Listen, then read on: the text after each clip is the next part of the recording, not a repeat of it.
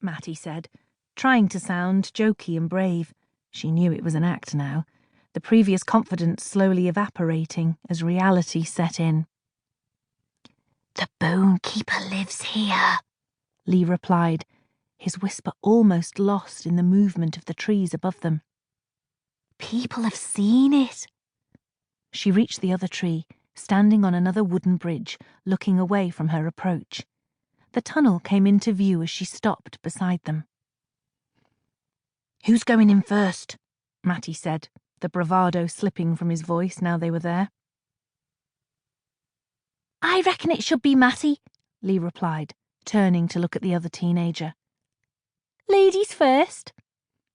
She shivered as a slow breeze came through the trees and the air grew colder still.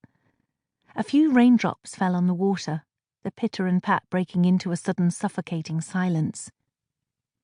"Why should it be me? Are you scared?" "You think I haven't done this before?"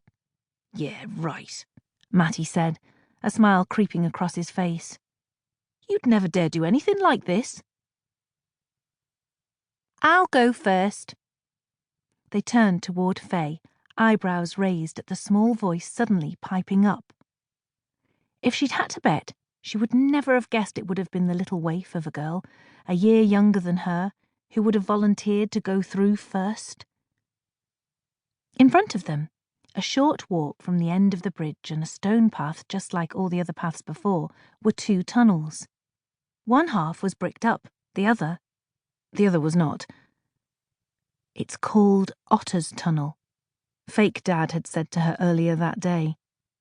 Used to be water running right through it, and they reckon otters lived in there once upon a time. Couple of 100 years since then, though. Now it's just a few bats and maybe a couple of rats. She'd shuddered at the thought then, and did so again now. Matty gave her a look, so she rubbed her arms as if she were cold. "I'm going through it now," Faye said, beginning to walk away. "Can't be bothered standing around just looking at it." She watched as Faye continued to walk toward the path, Matty and Lee exchanging looks and then shrugging. "You're really going to let a 10-year-old girl do it before you?" she said, suppressing a giggle. "Yeah, you two are hardcore." Matty and Lee shot her a look, disgust and annoyance. A little fear still there, too, just on the edges.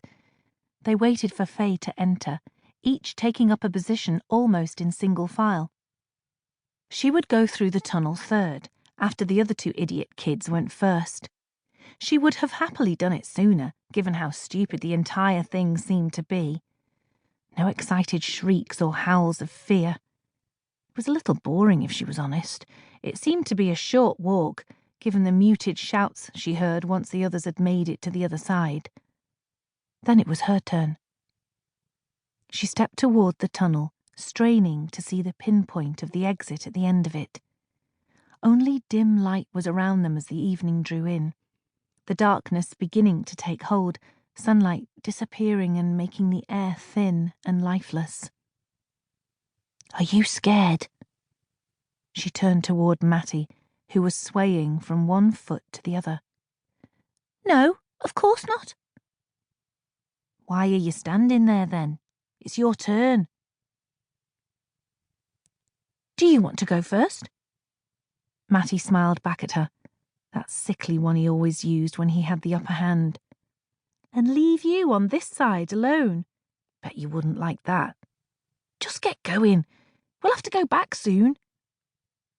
She didn't know the time, but she expected it was past that magical time parents had when it suddenly went from being fine to being far too late. She tried to work out how long it would take them to get back from where they were, but couldn't remember the length of the walk now.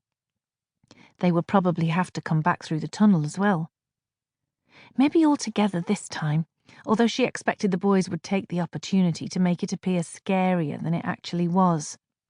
"Come on, are you going to do it or not? Getting bored now." I'm going," she replied, her voice echoing around the silent woods. "You're just scared yourself, that's all. Want me to back out so you don't have to do it?" "That's stupid. I would have been happy."